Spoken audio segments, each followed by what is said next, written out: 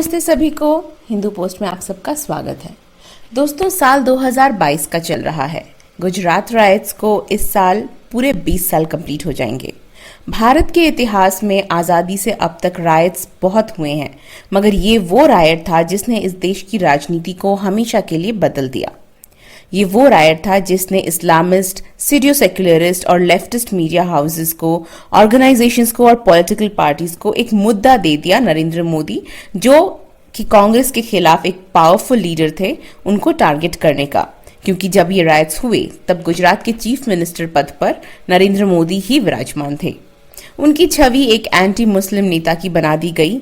देश विदेश के एजेंडा चलाने वाली मीडिया आज तक उनके अगेंस्ट यही एजेंडा चलाती आई है। कश्मीरी पंडितों पर किए गए अटैक्स को जस्टिफाई करने के लिए कुछ जर्नलिस्ट यह कह देते हैं कि पंडित जो थे वो एजुकेटेड थे और वेल एस्टैब्लिश्ड थे, इसीलिए वहां के रेडिकल इस्लामिस्ट ने उन पर अटैक किया और इन अटैक्स को कहीं तरह से वह जस्टिफाई करने की कोशिश करते हैं। तो क्या कारण था कि गुजरात 2002 के राइट्स हुए? वजह बताना स्यूडो जर्नलिस्ट ने जरूरी नहीं समझा, पर यह जानना जरूरी है। हालांकि किसी भी वायलेंस को जस्टिफाई नहीं किया जा सकता, पर उसका पूरा सच जानना जरूरी होता है ताकि फ्यूचर में उसकी संभावनाएं कमजोर हो सके। आज है फरवरी 27 और आज 20 साल पूरे होते हैं खून को बर्फ बना देने वाली गोधरा कांड का। आज से ठीक 20 साल पहले एक भयंकर कॉन्स्पिरेसी के चलते गोधरा स्टेशन से कुछ ही दूर खड़े साबरमती एक्सप्रेस को आग लगा दी गई थी। उसमें 59 हिंदू डिवोटीज की मौत हुई, या यूं कहे कि उनको जिंदा जला दिया गया। पर यह फर्स्ट टाइम नहीं था कि गोधरा में हिंदुओं पर हिंसा हुई। यह सिलसिला 80 सालों से चला आ रहा था।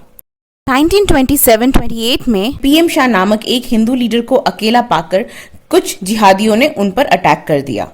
पार्टीशन के वक्त भी प्रो पाकिस्तान मुस्लिम नेता सदवा हाजी और चूड़ीगढ़ ने सोलापुरी फौजदार नामक एक पारसी व्यक्ति पर हमला कर दिया था। इन दोनों ने ऐसा ही हमला 1948 में वहां के डिस्ट्रिक्ट कलेक्टर पिमपुत्कर के ऊपर भी किया। उसी साल एक लोकल मस्जिद के करीब एक हिंदू व्यक्ति की हत्या कर दी गई और 2000 हिंदू घरों और मंदिरों को जलाकर खाक कर दिया गया। 1965 में हिंदू दुकानदार फिर से उग्र मुसलमानों के निशाने पर आ गए और मुस्लिम घरों की छतों से हिंदू दुकानों पर एक्सप्लोसिव फेंके गए। 1980 में इन आतंकियों ने गोधरा के एक लोकल बस स्टॉप को फूंक दिया। सिखों के गुरुद्वारे, सिकरी चाक और 40 हिंदू दुकानों को भी राख बना दिया।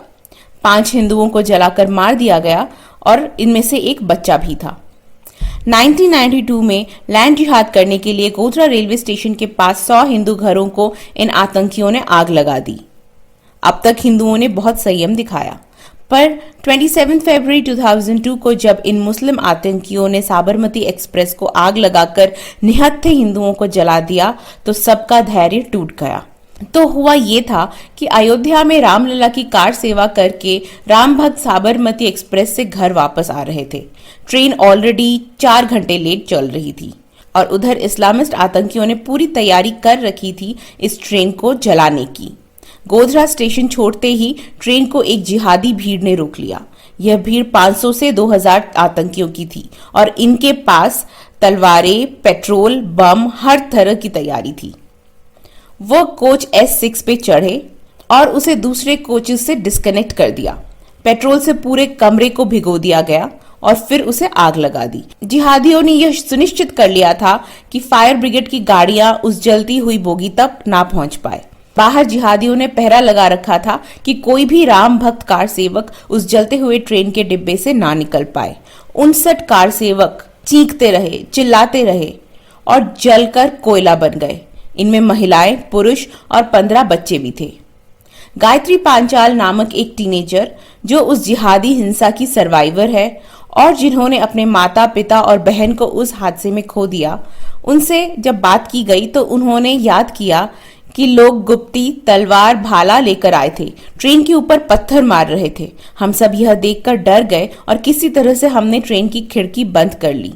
बाहर खड़े लोग चिल्ला रहे थे, मारो, काटो। पास के एक मस्जिद से आवाज आ रही थी, काटो, मारो, लादेन के दुश्मनों को मारो।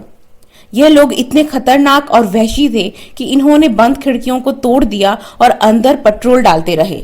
और ट्रेन के दरवाजों को बाहर की तरफ से बंद कर दिया ताकि अंदर से कोई बाहर ना जा सके। क्या आप महसूस कर सकते हैं वो पीड़ा जो उन्होंने सही होगी? इस भयानक हादसे के रिटेलिएशन में ही हुआ था 2002 का गुजरात राइट्स। लेकिन भारत की सेक्युलर मीडिया ने पूरी कोशिश की कि इस हादसे को हिंदुओं के कलेक्टिव मेमोरी से हटा दिया जाए। सिर्फ यही नहीं, आज के मुसलमान कमेडियन मुनव्वर फारूकी ने तो इन जलते हुए कारसेवों के ऊपर एक जोक भी बनाया था और ऑडियंस में बैठे हिंदू नामधारी लड़के लड़कियां अपनी विकृत मानसिकता का परिचय देते हुए उस शर्मनाक जोक पर खूब ठहाके लगा रहे थे। मैं टीवी पे देख रहा था द बर्निंग ट्रेन, तो डैड आए एंड डैड इज लाइक ये बकवास मत देखा कर, उन्होंने चैनल बंद कर दिए। एंड आई वाज लाइक क्यों ऐसा? ही इज लाइक ये गोधरा कांड का वीडियो है, न्यूज चैनल चल रहा है ये।